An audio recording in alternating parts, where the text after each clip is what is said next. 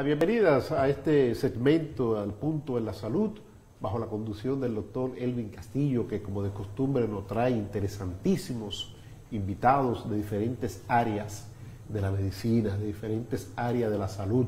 Así que, doctor, le dejo a usted que nos presente el distinguido invitado que tenemos para este día de hoy. Gracias. Como todas las semanas, hoy le tenemos este espacio dedicado a la salud, al punto en la salud, un segmento de Al Punto en la Tarde.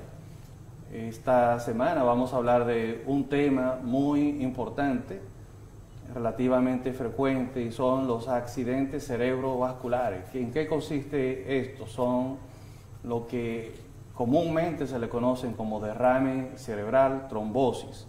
Y para esto tenemos un especialista en el área. Contamos con la presencia del doctor Armando Guirado, quien es médico neurólogo internista. El doctor Armando Guirado realizó sus estudios de posgrado en el Hospital Padre Villini, en el Hospital Gautier, donde se formó como médico internista y como neurólogo. El doctor es profesor de la UAS, de la asignatura de neurología, y labora en su práctica como médico neurólogo en el Hospital INCAR, en el Hospital Padre Villini y también en el Hospital General Plaza de la Salud, en el Centro Médico Vista del Jardín. Sin más preámbulos, vamos a disfrutar de este manjar de conocimiento que nos trae el doctor Armando Guirado. Gracias por acompañarnos. Sí. Muchas gracias por la invitación. Yo encantado aquí de compartir con nuestros televidentes acerca de este tan importante tema. Bien, doctor, como siempre nosotros iniciamos con la definición de la enfermedad o del tema de salud que vamos a tratar. Los accidentes cerebrovasculares o eventos cerebrovasculares es el término médico que se utiliza para designar lo que comúnmente se conoce como derrame cerebral, trombosis, embolias en el cerebro. Nosotros queremos que nos diga en qué consiste esta enfermedad. ¿Cuál es la definición? La definición es que es un evento súbito, inicia de repente, no lo estamos esperando, por eso también se le llama accidente. También se le llama apoplejía o ictus, porque el paciente va a presentar un déficit de su función neurológica, de su función cerebral, ya sea de tipo isquémico por reducción del flujo sanguíneo, del oxígeno de una manera adecuada a ese tejido, o por una hemorragia de repente. Entonces, lo más importante en este evento es que se trate a tiempo, porque el cerebro es tiempo. Mientras más perdemos de ese tejido cerebral, más deficiencia va a tener el paciente. Y ese es el miedo que ellos tienen de quedar en un momento que no puedan mantenerse con una independencia motora. Por ejemplo, para bañarse, para hacer sus cosas y su trabajo. ¿Cómo una persona que está en salud, porque como usted muy bien dijo, es algo fortuito, un accidente que se presenta, accidente cerebrovascular, pero esto, ¿cómo una persona detecta o puede comprobar que está en un proceso que lo puede llevar a un accidente cerebrovascular? Lo primero la sintomatología, vamos a decirlo así. Lo primero es si hay enfermedad arterial en otras partes del cuerpo, por ejemplo a nivel de las coronarias, en el corazón, esas arterias que le llevan sangre directo al corazón, o también en las arterias de las piernas o en las venas de las piernas también, y en otras partes de la economía son avisos, o sea que hay que cuidar esos vasos sanguíneos. También está lo que se llama el accidente isquémico transitorio. Ustedes se preguntarán, ¿pero qué quiere decir eso? Es que presente síntomas neurológicos como la pérdida de fuerza de una extremidad, o la pérdida de la visión, o la pérdida de la fuerza de una pierna, o la capacidad de hablar, que hable estropajoso, por ejemplo, la llamada disartria, y que entonces ese paciente se le quite en menos de una hora, o que en las 24 horas subsiguientes el paciente vuelve a la normalidad. Ya eso es un aviso de que puede venir más tarde un evento mayor en el cual el paciente quede comprometido y necesite luego una terapia física para poder rehabilitarse. Doctor, aprovechando que usted menciona esas variedades, esas variantes de esta enfermedad, ¿nos puede decir cuáles son los diferentes tipos y en qué se diferencia uno de otro? Sí, el isquémico es el más frecuente. Diríamos que puede ser hasta un 85%. Y el hemorrágico es el 15%. La isquemia es falta de sangre, no está llegando bien la irrigación. Imagínense que en un área donde hay mucha grama, no llega la irrigación a una parte de la grama y a otra sí. Donde no hay agua, se va a secar. Por lo tanto, donde no llega la sangre de manera adecuada, va a haber un infarto. Hay muerte de ese tejido. Entonces, lo que queremos nosotros es que no ocurra muerte alrededor de ese tejido. El otro es el hemorrágico, que es cuando la presión, sobre todo, es la más frecuente. La presión arterial se eleva mucho, se rompe un vaso sanguíneo, la sangre brota y ocupa un espacio dentro del cerebro. Entonces el paciente empieza a tener dolor de cabeza muy intenso, puede tener náuseas, vómitos, desequilibrio y las mismas manifestaciones también que se ven en el isquémico. O sea, en términos llanos, si tomamos como referencia ese ejemplo que usted acaba de poner de la tubería que lleva agua a las gramas o al terreno, entonces comparamos el vaso sanguíneo con una de esas tuberías. Si esa tubería se tapa y deja de llegar la sangre a ese terreno del cerebro, entonces se seca, se muere. Y la otra variante es que si se rompe una de esas tuberías, o sea, un vaso sanguíneo, entonces esa sangre se derrama en el tejido y también provoca un daño. Entonces, lo que el pueblo o la gente que no maneja esos términos médicos llama derrame o llama trombosis, probablemente no se refiere a esas dos variantes. Una, el entaponamiento, por así decir, de los vasos sanguíneos, y el otro cuando se rompe una de esas tuberías, uno de esos vasos sanguíneos. Correcto. Bien, doctor. ¿Y qué tan frecuente podemos ver esto, por ejemplo, en su práctica clínica, pero también desde el punto de vista epidemiológico? ¿Es esto tan frecuente que realmente nos preocupe a nosotros como médicos o a las instituciones que se encargan de manejar la salud pública? Claro que sí. En la consulta de neurología, aunque no es la primera causa, increíblemente es la cefalea. Es la primera causa que acude la persona a la consulta de neurología. Pero la segunda causa es el evento cerebrovascular. Ahora, en emergencia cambia todo.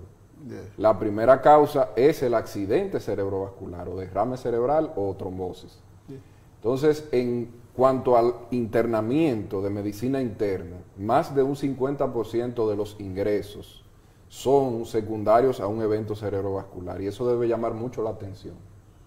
¿Por qué razón? Porque tenemos una gran población que es hipertensa, que lo desconoce, o que no está adecuadamente tratada, o que aún teniendo el tratamiento no se toma el tratamiento. Por eso yo quiero llamarle la atención. Y tomando en cuenta que la medicina interna maneja una gran cantidad de patologías, y tomando eso como referencia, si el 50% de los internamientos tienen que ver con este tipo de condición, pues es algo alarmante. Realmente no esperaba que fuera tan alto el índice de internamientos por esta condición. Pero yo quiero volver un poquitito atrás de lo que decía el doctor Castillo, del ejemplo que también usted puso de la manguera obstruida, de la manguera que se rompe, vamos a decirlo así, en un lenguaje más llano. ¿Cómo el médico ya puede corregir esta situación? Por ejemplo, cuando hay un entaponamiento, un coágulo, como decimos, con intervención quirúrgica o medicamentosa. Cuando hay un derrame, con intervención quirúrgica para empalmar ese vaso capilar que está roto, o medicamentoso. Hay diferentes formas. Hay tanto medicamentoso como también procedimientos. Por ejemplo, hay uno que se llama trombólisis, en la cual lo que se hace es que se da un medicamento vía intravenosa. Eso permite que ese tapón, que puede ser un tapón de grasa, puede ser embólico también, que venga del corazón, se rompa por medio de ese medicamento. Si no lo hace, entonces se hace una determinación, un estudio, y luego entonces se pasa a la trombectomía, o sea, a quitar el trombo por un procedimiento a través de un cateterismo, que ya hay especialistas, neurocirujanos endovasculares, que entran directamente, extraen, y entonces el flujo regresa otra vez. Y el tejido vuelve entonces, y se ha visto incluso resolución total de los síntomas. Eso es casi microcirugía. Sí, es un procedimiento bastante delicado, pero que se hace aquí en el país. O sea, eso quiere decir que de la misma forma que en el caso de los infartos cardíacos, infarto agudo del miocardio, en el pasado pues gran parte de la población que padecía de esto fallecía. Sin embargo, si era llevado a tiempo, o si es llevado a tiempo ahora en la actualidad, se le hace este procedimiento, lo que todo el mundo conoce como un cateterismo, y puede revertirse el daño y puede salvar la vida y recuperar la función del corazón. Entonces, con este tipo de infarto que ocurre en el cerebro, que es algo similar desde el punto de vista fisiológico, entonces con ese procedimiento que es análogo al procedimiento que se realiza en el corazón, podemos entonces recuperar también el daño del cerebro. Así es. Y también es importante que el paciente se someta a una terapia física temprana. Si inmediatamente el paciente tenga ese déficit, pueda llegar al fisiatra y determine qué tipo de debilidad tiene, y ahí empiece a hacer algunos ejercicios que le van a ayudar también, porque el cerebro tiene mucha facilidad para cuando pierde una función, otras neuronas, otras células, toman la función de esas que murieron. Entonces el paciente puede también mejorar. Eso explica el hecho de que algunas personas, por ejemplo, en accidentes automovilísticos, pueden perder una parte del tejido del cerebro y luego recuperar esa función. Es básicamente algo similar. Influye mucho también qué tipo de hemisferio se ve afectado, porque el hemisferio dominante, cuando se afecta, es más difícil para recobrar esa función. Pero cuando es el hemisferio no dominante, pues es mucho más fácil. Tienen que saber que los hemisferios, por ejemplo, un hemisferio derecho controla la parte izquierda del cuerpo. Exacto. El inverso. La parte motora. Y el inverso. Mira, hay algo importante. El doctor Castillo, desde que inició el segmento al punto de la salud aquí, ha hecho énfasis en la parte preventiva. La parte preventiva. ¿Cómo prevenir un accidente cerebrovascular? Si es prevenible.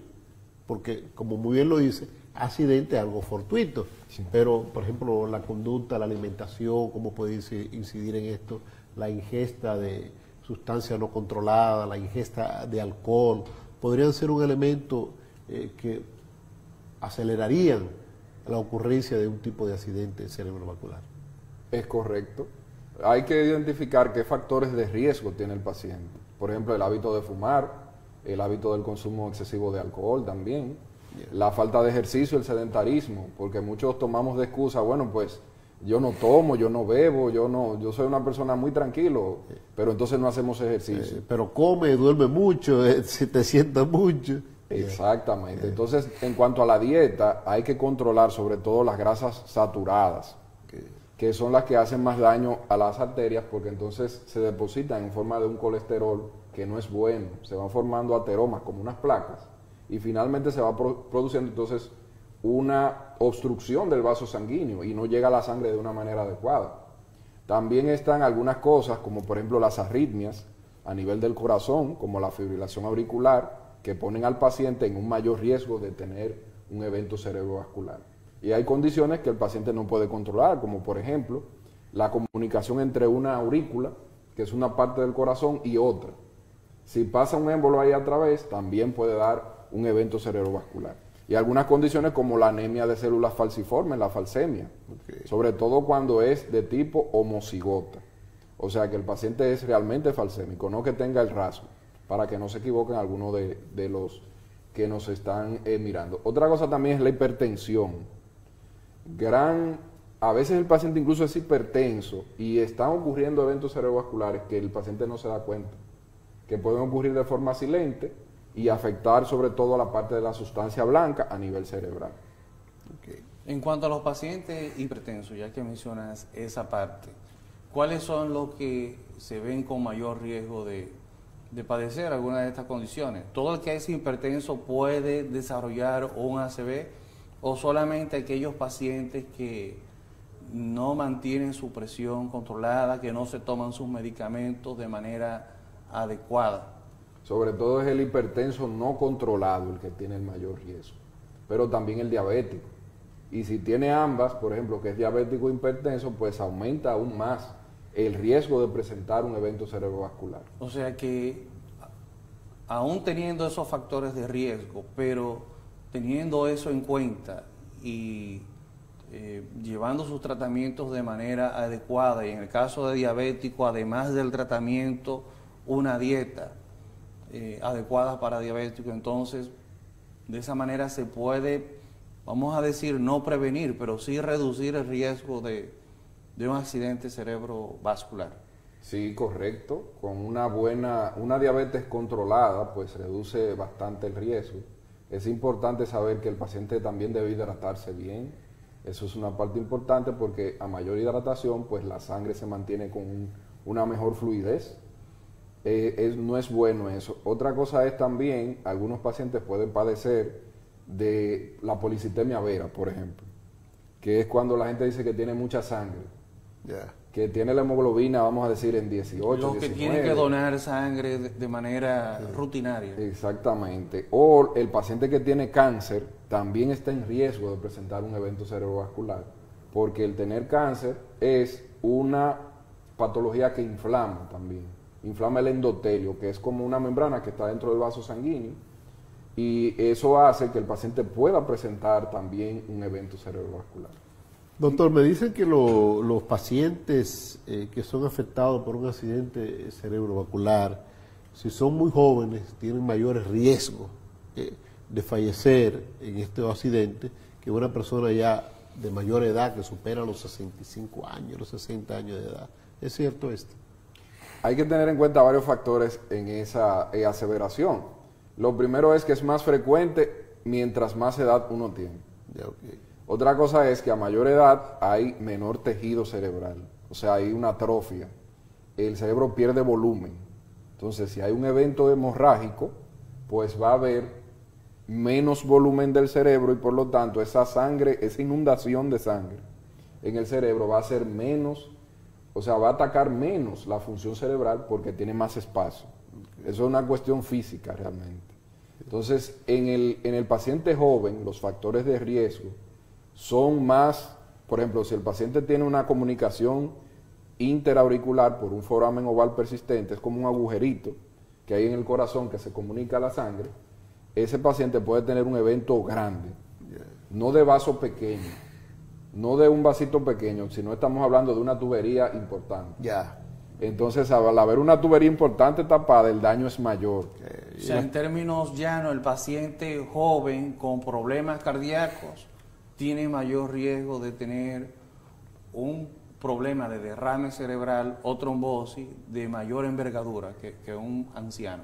Es correcto. Y también que está relacionado con el consumo de drogas. Por ejemplo, como con la marihuana. Tenemos pacientes que han tenido sobre todo con cocaína. Bueno, tuvimos la experiencia de un paciente que tuvo evento cerebrovascular e infarto agudo al miocardio con 24 años que consumía cocaína. O sea, al mismo tiempo. Me imagino que no existe ya Porque produce sobre todo una vasoconstricción. O sea, el vaso sanguíneo se pone muy estrecho y la sangre no pasa. Y por lo tanto eso hace que se le afecte tanto el corazón como el cerebro. Entonces, eso pudiera ser una de las causas de cuando una persona tiene una sobredosis, pues lo encuentran, muerto, que falleció. Sí, puede pasar. Eso puede pasar sobre todo por eso, por ese efecto que tiene, porque aumenta mucho la adrenalina. Entonces, el vaso sanguíneo lo que hace es que se estrecha y no deja pasar la sangre de forma adecuada. En cuanto a la fluidez de la sangre que estuviste mencionando, el uso de la aspirina, así como puede utilizarse de manera preventiva para disminuir el riesgo de infarto cardíaco, puede utilizarse también como tratamiento preventivo de este tipo de enfermedades cerebrovasculares. Sí, es correcto, sobre todo en la parte isquémica. Por eso es importante que el paciente llegue a tiempo al hospital. Que toda la población sepa cuándo distinguir cuándo hay un evento o no lo hay del cerebro.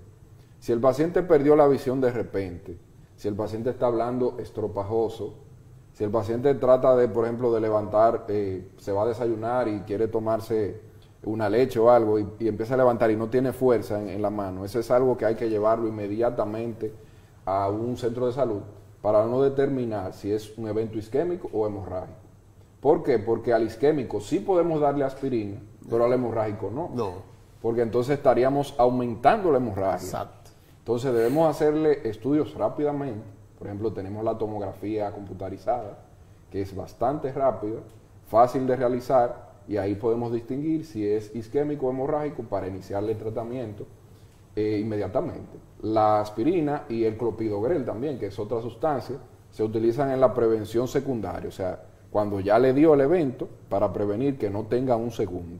O sea, que no se puede utilizar de manera primaria, o sea, desde una edad en específico, aunque no tenga ningún antecedente o de ACV o el riesgo no puede utilizarse de manera rutinaria como se hace para evitar el infarto cardíaco. Se ha planteado eso realmente, pero las guías lo que nos hablan es que se utiliza en la prevención secundaria del evento cerebrovascular isquémico, o sea, la aspirina y el clopidogrel. Ahora, si el paciente tiene algún factor de riesgo, como la estenosis carotidia, que no es más que cuando se estrecha las carótidas, que son las arterias que son responsables de llevarle la sangre al cerebro, desde el corazón al cerebro. O sea, el corazón lo primero que hace es irrigarse a sí mismo, con las coronarias. Y luego entonces a nuestro órgano más noble, que encargado de regular casi todo, que es el cerebro. Un asunto, doctor. Tenemos en el país está preparado para atender de manera exitosa estos eventos cerebrovasculares que se presentan.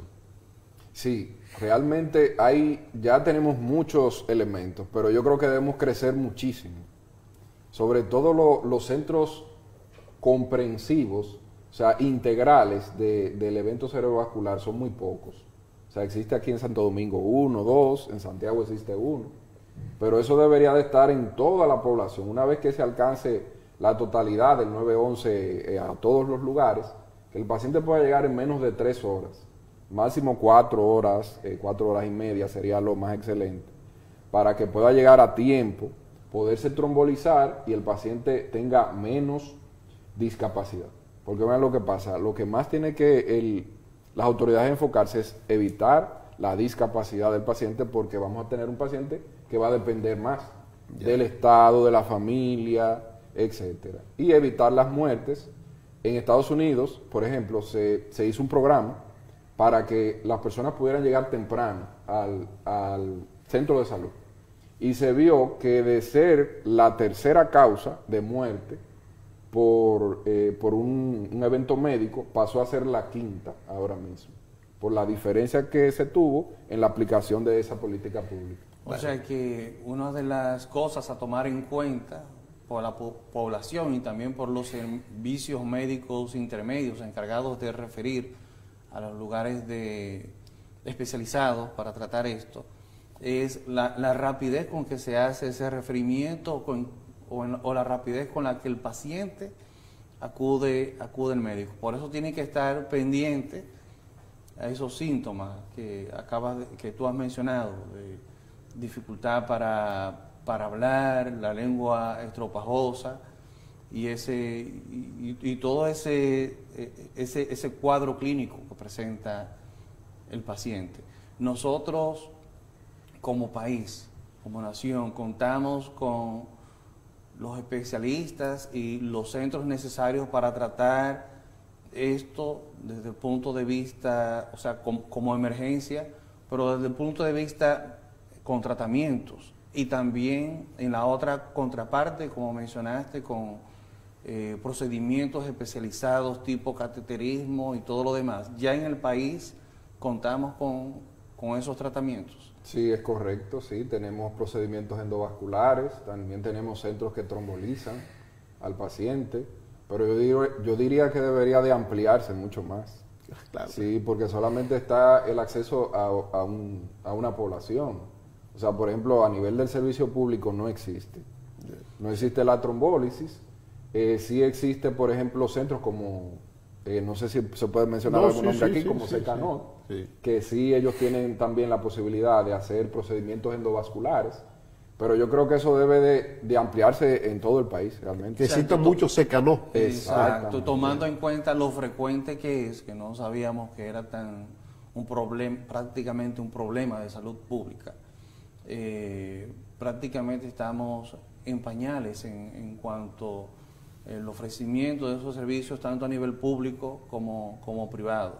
O sea, siendo una enfermedad o una condición que afecta a tantas personas y que representa una causa de ingreso tan importante, de ingreso médico tan importante, pues entonces debería de los sectores que tienen que ver tanto con la salud pública como la salud privada, pues ponerle un poquito más de atención a esta enfermedad. Así Es que lamentablemente nuestros gobiernos y los empresarios del sector salud concentran sus inversiones en las grandes ciudades, la capital dominicana y Santiago, la segunda capital. Después el que le da un ACV en Asua, en San Juan de la Maguana, está prácticamente condenado a morir. Porque lo que llega aquí a la capital, al menos que no se busque una aeroambulancia, pueda llegar rápidamente, pues prácticamente está condenado a morir. Pero prácticamente no sería una pérdida de dinero invertir en algo que realmente pudiera representar un beneficio económico a la población. Porque si una persona queda con secuelas de esta enfermedad que le incapacita laborar, ya es una mano de obra o un ente productor que deja de generar ingresos a la economía. Sin contar también pues que cada persona, cada ente representa parte importante en la sociedad: el maestro, el policía, el médico, el obrero. Cada una de esas fuerzas laborales representa mucho para la economía nacional y la economía del mundo. Y siendo un problema pues tan importante, aunque se invierta en un inicio, sería realmente ganancia. Claro, sería ganancia. Sí. Así es. Doctor, permítanos una brevísima pausa para ya venir a la parte final de este diálogo con otras interesantísimas interrogantes que tiene el doctor Castillo. Pues regresamos en breve con más.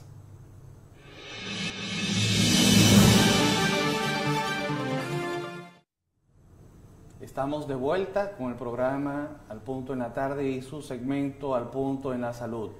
Les recuerdo que estamos con un invitado especial, el doctor Armando Guirado Romero, quien es médico internista, neurólogo, y nos trae el tema de accidente cerebrovascular, lo que conocemos comúnmente como derrame cerebral o trombosis.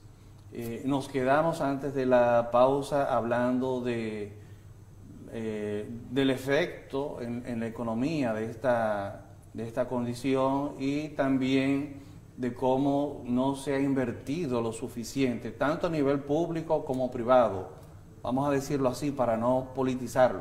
Exacto. En cuanto a la cobertura de las ARS, esta cubre los internamientos, los medicamentos, los tratamientos y todos los procedimientos, ya sean diagnósticos o terapéuticos relacionados con esta enfermedad. Parcialmente se puede decir, porque sí cubren, por ejemplo, un ingreso por un evento cerebrovascular, pero en el tema de la trombólisis, que no está distribuida en el país de una manera adecuada, pues son muy pocas. Tal vez las internacionales te puedan cubrir eso, porque el costo es muy elevado. O sea, de alto costo. Un medicamento te puede costar, o sea, en un ingreso miles y miles de pesos, que no están al alcance de una persona de un ingreso promedio. Entonces, otra cosa es el seguimiento que luego tiene que llevar ese paciente. ¿Cómo tiene que ir a una sala de rehabilitación? Algunas veces quedan que no pueden caminar bien o pierden el control incluso de sus esfínteres también. El paciente en ocasiones necesita una terapia del habla para poder volver a hablar. Si tiene una afasia, que es cuando pierden el lenguaje, el paciente incluso se puede afectar hasta la comprensión del lenguaje. O sea que eso es un proceso muy complejo para poder rehabilitar a ese paciente. Lo ideal es que el paciente llegue a tiempo y que no quede con esas secuelas. O sea que la inversión hay que hacerla y tenemos que comprometernos todos, o sea, el sector médico, el sector privado, las ARS, porque es un mal nacional y a veces no nos preocupa porque los vemos de una forma general, pero a veces no pensamos que hasta nosotros mismos claro, podemos tener en un momento ese evento y qué bien nos sentiríamos que se nos tratara como se debe hacer a la altura de las demás naciones. ¿Qué dicen las estadísticas de estos casos que se presentan aquí en el país? ¿Tenemos muchos casos anualmente o más o menos un promedio? Sí, realmente la estadística es elevada en nuestro país por el mismo factor de la hipertensión arterial. Si no tenemos una estadística total de los pacientes, cuántos son todos, pero sabemos que, por ejemplo, los que nos llegan por emergencia y los que nos llegan por consulta, o sea, el porcentaje de los mismos.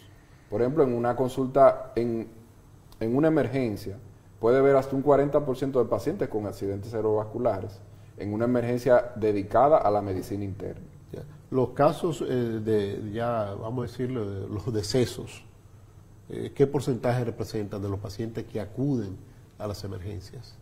No es tan alto realmente. No es tan alto, okay. Sí, porque es más la discapacidad que la muerte. Okay. Ahora, cuando se aumenta esa posibilidad de morir, es cuando es como decíamos antes, de un gran vaso, de un gran conducto de sangre que se haya afectado, ahí aumenta la mortalidad, porque se produce una inflamación del cerebro general, y eso termina el paciente en unidad de cuidados intensivos, con ciertas complicaciones, que pueden ir desde la complicación pulmonar. Es importante que sepan también, cuando usted tenga un paciente que tiene alteración del nivel de conciencia, no lo ponga plano, siempre eleve su cabeza, ponga una almohada, ponga un cojín, algo, pero trate de que no esté plano, porque eso puede hacer que el paciente aspire el contenido del estómago para el pulmón, causarle una neumonía y por lo tanto empeorar el pronóstico. Porque entonces, además del evento cerebrovascular, también se le impone otra carga. Imagínese que ese paciente tenga una insuficiencia cardíaca, un corazón grande, como dice. Yo tengo el corazón grande, insuficiente. Imagínense, entonces con un evento cerebrovascular. Imagínense que sea diabético y también hipertenso, pues eso aumenta más. El pronóstico es reservado. Es muy reservado. Y pudiera morir entonces, no del evento cerebrovascular, y morirse de una broncoaspiración, que podía prevenirse simplemente con poner al paciente en una posición adecuada. En cuanto a las secuelas y manifestaciones clínicas que puede dejar esta enfermedad, hay pacientes que pueden quedar con dificultad para ingerir alimentos, para tragar. Sí, correcto. Sí, puede haber de varios niveles, o sea, puede llegar un momento incluso que necesite un Levin, que es un tubo que se introduce a través de la nariz, llega hasta el estómago. Lo que pasa es que si persiste la deficiencia, que el paciente no puede tragar, entonces va a haber que alimentarlo a través del estómago directamente, por una gastrostomía, ya sea puesta de manera quirúrgica en una sala de cirugía o a través de la endoscopía también se puede realizar. Pero el paciente, imagínese, se vuelve dependiente, ni siquiera puede hacer lo más mínimo y algo que es tan agradable como es comer. O sea, que las secuelas pueden ser traumáticas y frustrantes, tanto para el paciente como la familia. Y también dentro de esas secuelas, usted me mencionó la dificultad para hablar y también la dificultad para él comprender el lenguaje. Pues esto sería también algo que puede marcar de manera negativa a una familia, ya que el paciente se va a sentir frustrado porque no va a entender y no va a lograr comunicarse con la familia, pero de igual manera la familia no logra entenderlo, o sea, no se da esa comunicación, algo tan importante. Y hay un punto también muy importante, porque y cuando eso vuelve y repite. Tenemos pacientes que le han repetido en innumerables veces, muchas veces porque no se controlan, no se toman sus medicamentos de una forma adecuada. Entonces, ¿qué pasa? Que puede llegar el paciente a algo muy temible, que es la demencia, un trastorno neurocognitivo, parecido, como si fuera la enfermedad de Alzheimer. Se le llama demencia vascular y es la segunda causa, luego de la enfermedad de Alzheimer, que el paciente puede presentar una demencia. Va perdiendo las facultades, no puede interaccionar con sus familiares, se olvida de los nombres de ellos, hasta que llega un momento que llega a un estado vegetativo persistente, en el cual depende completamente de sus familiares.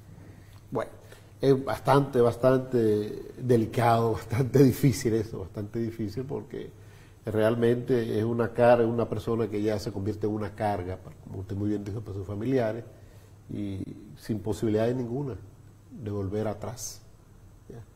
Vamos a despedir, que el doctor Castillo despida este interesantísimo diálogo. Realmente un tema bastante amplio, nos quedaron innumerables preguntas por hacer, pero el tiempo sí. no nos alcanza. Ya sería en otra ocasión que pudiéramos contar con su agradable presencia.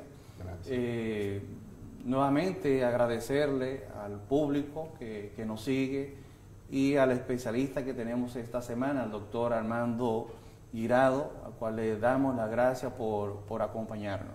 Gracias a ustedes. Bueno, las gracias al doctor Castillo por ese segmento tan interesantísimo que semana tras semana nos trae en Al Punto en la Tarde, el segmento Al Punto en la Salud. Bueno, hasta una próxima entrega.